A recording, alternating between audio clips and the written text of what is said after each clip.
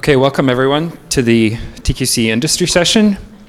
So we're going to do something maybe a little bit unusual. So if you have questions and you're maybe watching the stream or you don't want to ask the question live, you can put it into Slack. So there's an industry session channel that I'll be watching, and you can put your question in there. And then if we sort of run out of live questions, I can go to some of those.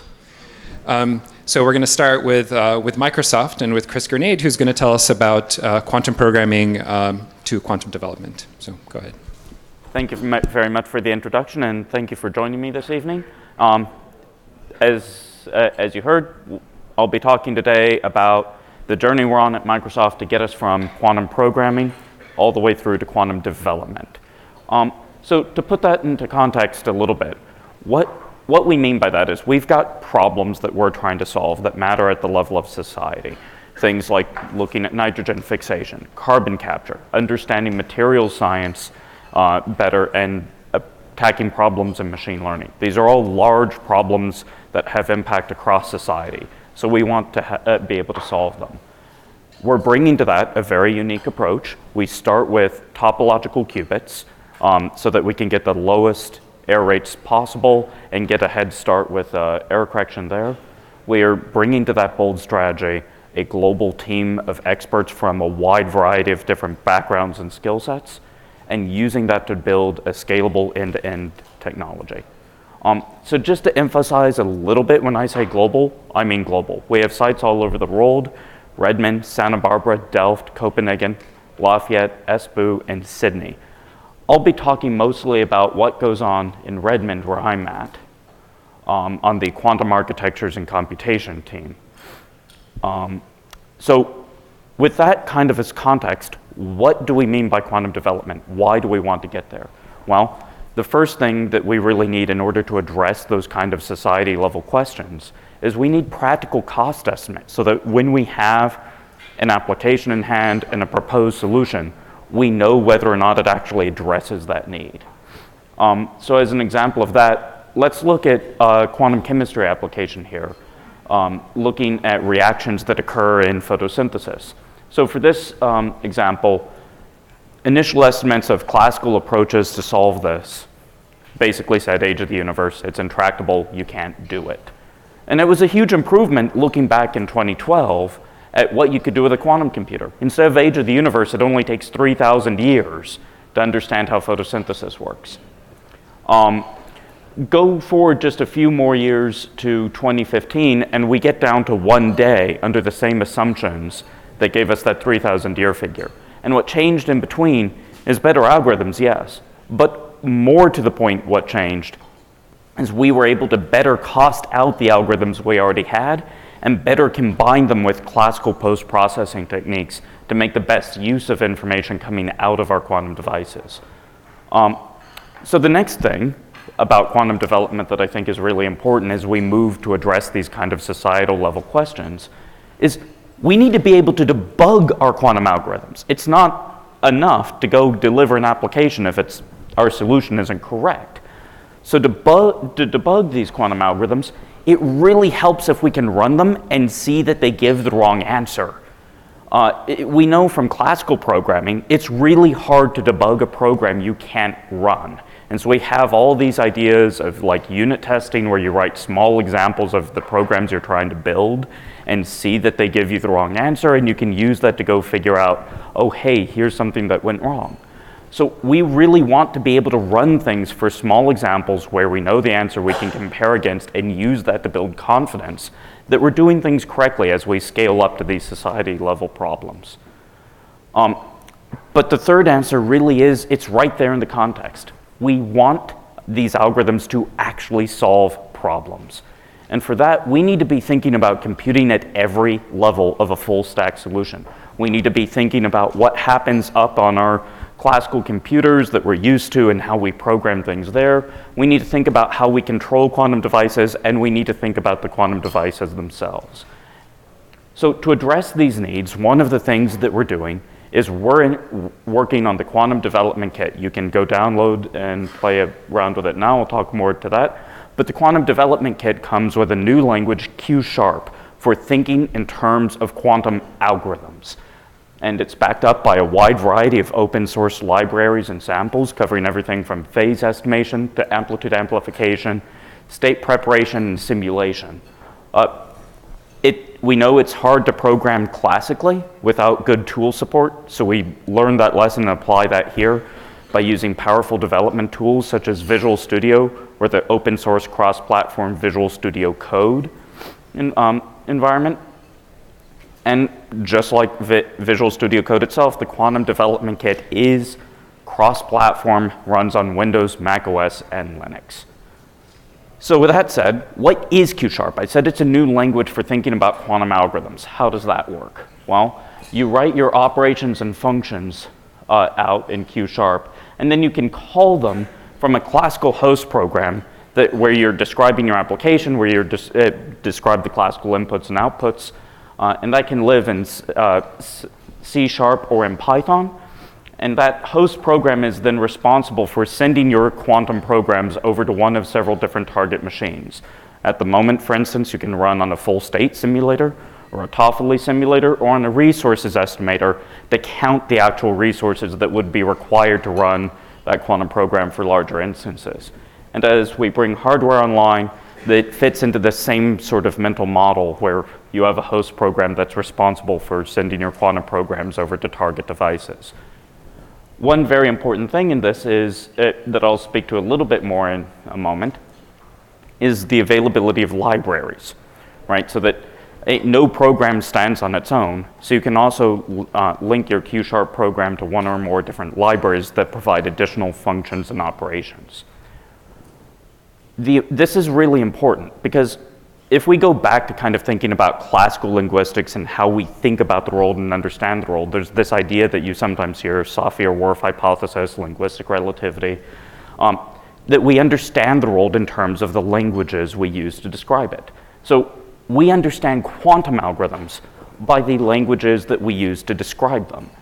The goal then of Q# is to provide us with a vocabulary we need to think in terms of quantum algorithms, to move away from thinking of quantum programming into thinking about those algorithms at a development level. So to back that up, Q# has a number of different things in its vocabulary that help us focus on the algorithm.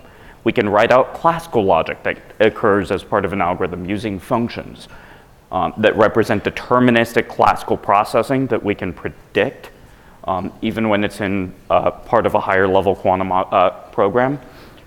Quantum operations represent that we have a set of things we need to do in order because there's side effects to them, such as sending control to our quantum devices. Classical data, you can move around to represent things, again, like phase estimation and other sorts of post-processing and pre-processing techniques that you want to combine with your quantum algorithm.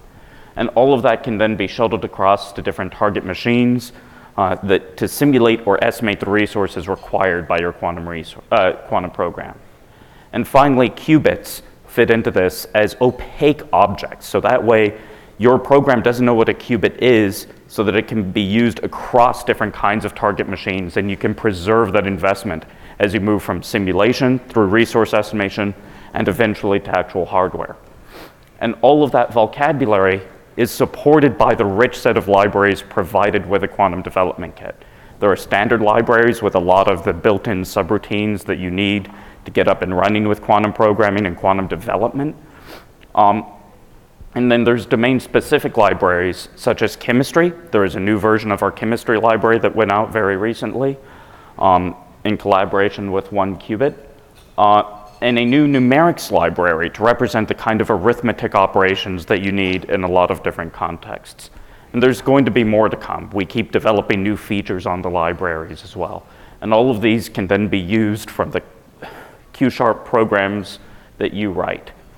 So let's take a little bit of an example of how these libraries help us think in terms of algorithms. So here I've written out an example of a simulation algorithm that we want to apply to one of those chemistry problems that we saw earlier. And what's really nice about this is I can describe logically, I want a step of my simulation to look a particular way. I can call into my Trotter simulation algorithm that's provided with the libraries, saying what step size and order I want, and define that that's what a simulation step looks like. I can define that an initial state for my simulation is the state that I get when I apply X to some qubits that are provided to me. And once I have all of that, then I can just read off the actual application. I can say a step is just that step I defined earlier. I pass that in to estimate the energy of the thing that I simulate that way, where I say the initial state, I say the simulation step, how many qubits it acts on, and what kinds of classical algorithm I want to bring to bear on it to understand, to extract out the energy as an estimate. And I can manipulate that classical data to incorporate the identity term and the step size and everything like that in a very natural way that just reads, you can read off the actual algorithm there. So all of this, though, presents us with another challenge. We need to be able to find the next applications of these algorithms. With all of this in mind, we want to be able to find where the next applications are, how we can use these algorithms, how we can use development in quantum algorithms to address societal level applications like the one we saw before. So to find the next applications for quantum computing, we need to expand the quantum community. We need to build out the community, get more kinds of expertise, more kinds of background, more perspectives on what it means to develop quantum applications. This is part of why we're open sourcing more of the quantum development kit coming this summer. The libraries are open now. We're adding to that the compiler and simulation. You can read more at this link. But we're using the power of open source to build and expand that quantum community and find new applications, find new ways to develop on those quantum algorithms we've seen. As we do so, we run into another challenge of how do we learn to develop quantum applications? How do we learn to use all of these different libraries that we've seen, all of these different algorithms that have been developed to solve problems that we care about? Microsoft is addressing this through a set of tools that we call the quantum katas. They're self-paced tutorials that teach both Q# and the underlying principles of quantum computing. Each kata, and here we borrow the term from martial arts, basically a set of exercises you go through to train yourself in a way of thinking about a particular kind of motion. So each of these katas covers one topic, and it can range from basic gates to non-local games.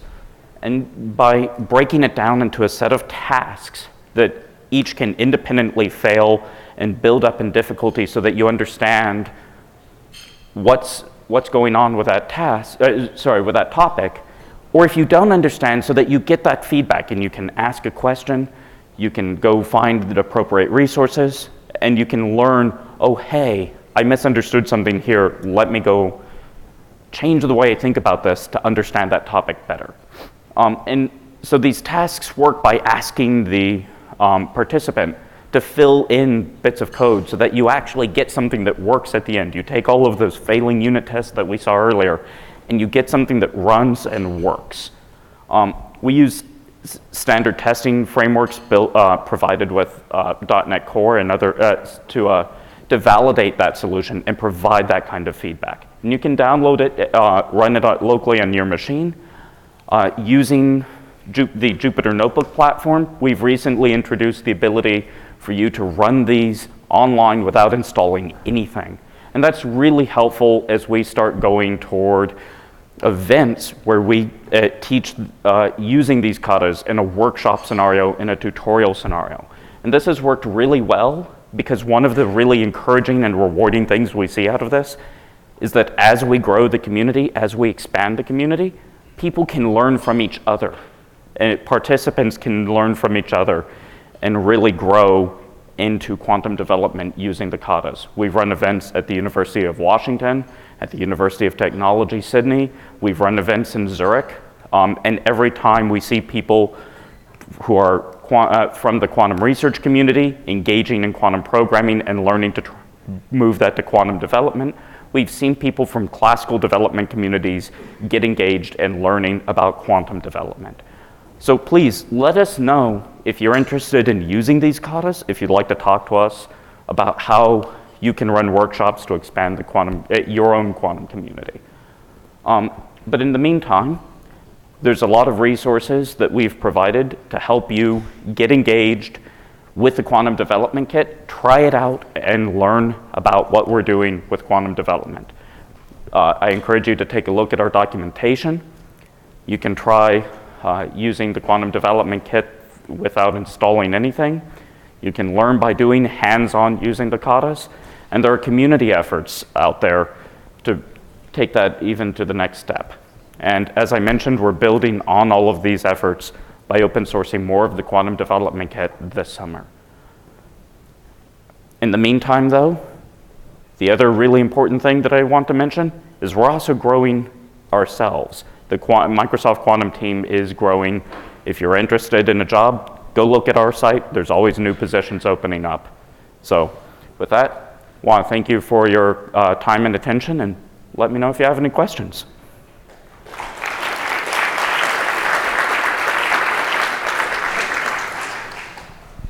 Okay, questions? What happened to Liquid?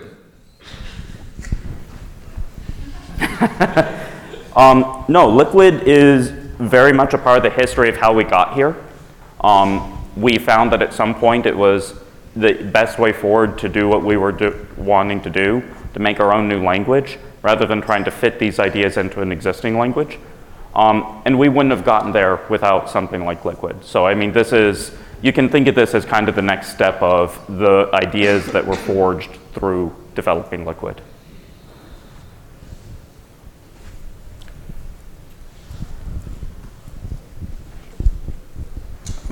I understand the need of a full stack integration at some point, but given that any kind of like near-term hardware, it will be heterogeneous. It different native gates, different topologies for qubit configuration. Don't you think that any near-term replication has to be very hardware specific? So I used the phrase preserve your investment earlier, and that's really the way I think about it, is when you write a program in Q# now, the goal is that, yes, it's something useful in the short term, but it's also useful down the road as scalable commercial quantum computers come online. So we want a language that we can do research with now, we can understand cost estimates now, and with the same code, with that same investment, give us a pathway forward to scalability. So, I mean, it is important, but really we want to make sure that at every step of the way toward that scalability, we can preserve investment and build on what we've learned. So there was another question here. Yes? Yeah, so you had a slide early on about debugging quantum programs, and you went from there pretty quickly to unit tests in particular. Well, I find this interesting, and I think we all know that that testing quantum programs classically is going to be hard because we have this exponential blowup. I'm wondering, A, whether there's more than unit tests that Q# provides, and whether there's some clever techniques that you can use to avoid exponential blowups in testing quantum programs. Yeah, no, that's a very good question. I didn't prepare an immense amount of detail on that because that's a very interesting conversation that could go on for quite a while. But kind of the short version I'd give to that is, no, unit testing isn't the be-all, end-all. But it's really bloody helpful and does make up a lot of the, especially initial stages of understanding whether or not a quantum algorithm works and how to debug it. In particular, for regression testing and making sure that the quantum development kit itself works well, that the libraries we're implementing work well. We do have already in the quantum development kit more advanced features such as assertions that use unphysical resources provided with a simulator in a safe way such that we can preserve that investment such that those same programs run correctly when run on actual hardware or a simulator that doesn't support the same assertions. And some of those go into writing unit tests that work more efficiently than you would initially expect. But certainly I don't mean to imply that that's the be-all, end-all, or that the conversation is somehow finished at that point. So more questions? There's one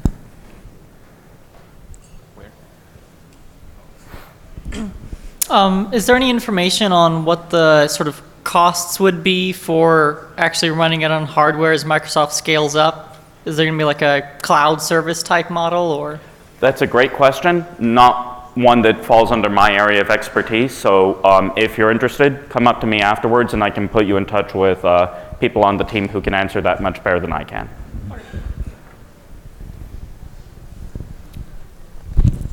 Hi, I want to ask a question which may be not so related about your talk just now. So what is the progress on the hardware for now in software, Microsoft? That's going to be a very similar answer. That's a great question. As mentioned, I work mainly on the sort of algorithm, like translating algorithms into libraries and some of the research around that. So that's not something I can speak to in particular, but if you talk to me offline, I'm happy to set you up with somebody who can answer that more. Okay, thanks. Thanks. And I guess Christos Foray will be here for NISC Thursday and Friday. Yes, that's also a very good point. Sorry, I should mention that. More questions? We have plenty of time.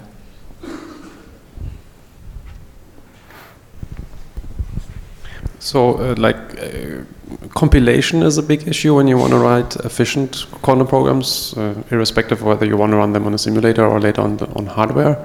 Can we expect some progress or integration of compilers that have been created by other parties into the quantum development kit? And what are the plans generally? Well, so yes, compiling is very important. A lot of the initial research in that has been from members of the quantum architectures and computation group at Microsoft, such as Vadim. But the other answer that I can give is, yes, that's important. We need to do more with, that's where this slide comes in. One of the open positions at the moment is for working on the compiler more. So I mean, it's an area of active work. Okay, maybe one more question.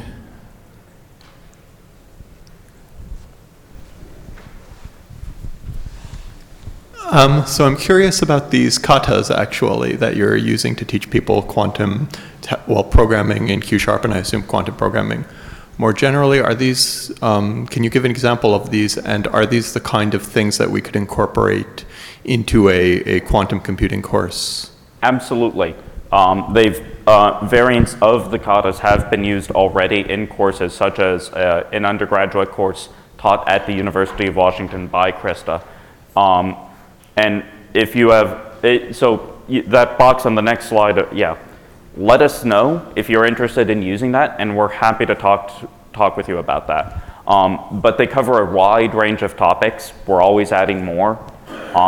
So I mean, everything, like I mentioned, from kind of basic gates of, I've seen people with, basically this was their first exposure to anything quantum, and they were able to translate existing classical development expertise into quantum development and understand things like Dirac notation, superposition, all of that in a couple of hours by using the basic gates kata to understand what H does, what X does, what a C0 does, what a Fredekin is, and how you can use things like controlled and swapped to take more complex quantum programs and transform them in that way. Sorry, controlled and adjoint to do things that way.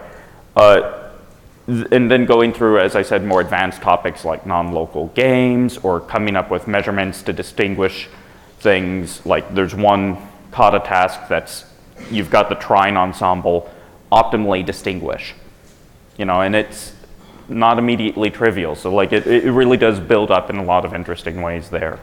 One of my favorites is the superposition one, which is here's an interesting variant of a W state on odd numbers of qubits. What's the most efficient way to write that out? So there's a broad range of different topics, and we're always growing them. So happy to have that conversation. Is Chris's course online?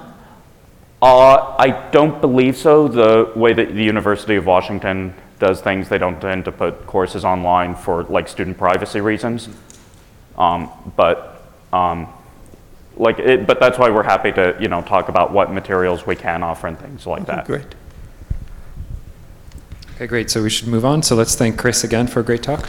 Well, thank you.